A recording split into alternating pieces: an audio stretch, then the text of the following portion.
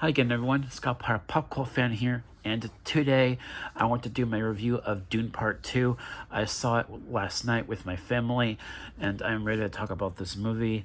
For those of you that don't know, Dune Part 2 is a two-part film of the first part, which came out a few years ago when COVID was still crazy.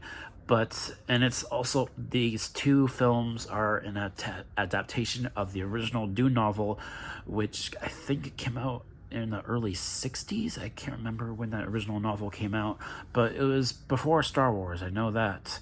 So Dune has been around longer than Star Wars. Just want to, clarify that for those of you that think if you've seen this movie and you're reminded of Star Wars, that's probably just because Dune came out before Star Wars with the original novel. I'm thinking, when George Lucas made Star Wars, there were elements of Dune that George Lucas used for Star Wars. So technically, Dune did it first with some of the stuff that was presented here in this film. So let's go into this, shall we?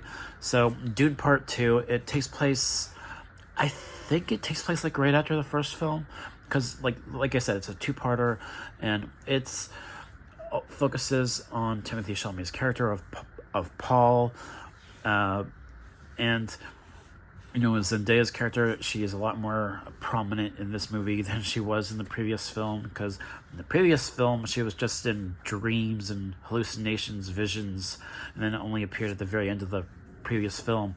And with this one, we focus a lot more on the Fremen culture and how they traverse across the desert on the planet of Arrakis. And it's interesting. I think the world building continues here, and it's really well done. I think the director, I don't want to butcher his name, Denis Villeneuve. I hope I pronounced that right. Denis Villeneuve. He did an amazing job directing this movie, from the sound editing to the music, the music. And the actors. All the actors. It's an ensemble cast, and everyone does an amazing job in their roles in this film. I think Timothée Chalamet feels a lot more like a leader in this film compared to the first film, and the arc that he goes on is interesting, and I wasn't expecting where his character was going to go in the third act, but then I was reminded, hey, this is a science fiction story with a prophecy, and I've seen a few other franchises that focus on prophecies before. How's this going to go with this protagonist? So I think that's interesting where they go with him. And one other actor especially that I really loved in this movie was Austin Butler as his character of Thade. I thought he was a really compelling and interesting villain. I thought he was intimidating. He was crazy. I thought Austin Butler did an amazing job in this movie. Now that I've seen Austin Butler in a few different movies, he's really growing on me as an actor. And seeing him go from something like Carrie Diaries to Elvis to this, it's kind of crazy. He's an amazing actor. Now that I've seen him in a few things now, so yeah. And also you have some new characters showing up here that were mentioned in the first film, and are more prominent here, like the Emperor played by Christopher Walken. I thought he was great, and Florence Pugh as his character's daughter. They were nice additions to this film.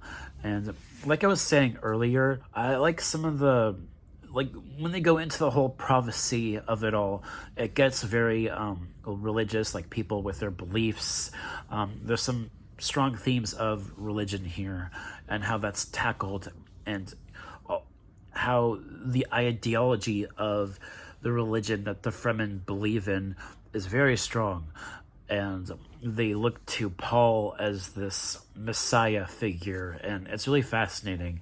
And I like that. I liked some of the more religious and political themes addressed in this movie, and that makes this feel it feels very much like a mature science fiction story, which is what I like. I like these kinds of stories, and it feels like it's when they talk about like how the house, like the great houses that govern the galaxy, I think that's really interesting. And Paul's family were one of them, and they were all killed, almost all of them, from the Emperor and the Harkonnens. And the Harkonnens are really interesting, villainous, you know, I guess army, sort of like the Empire in Star Wars, and they're all bald too, so it's really fascinating. And I love Stellan Skarsgård as this character, this guy that stands really tall, and he's really he's really big, but he's an intimidating villain too. Like, I really like Stellan Skarsgård as this character, and I don't think we're going to get more of his character, unfortunately, in later films. But I loved his character, and I loved Stellan Skarsgård's presence as this character in this film. In the last one, I thought he was amazing. And overall, the set design, this being a desert planet of Arrakis, and we do get like a few other planets in this movie too. Like, there's a planet that the Harkonnens are from, and as well as the planet that Paul is from.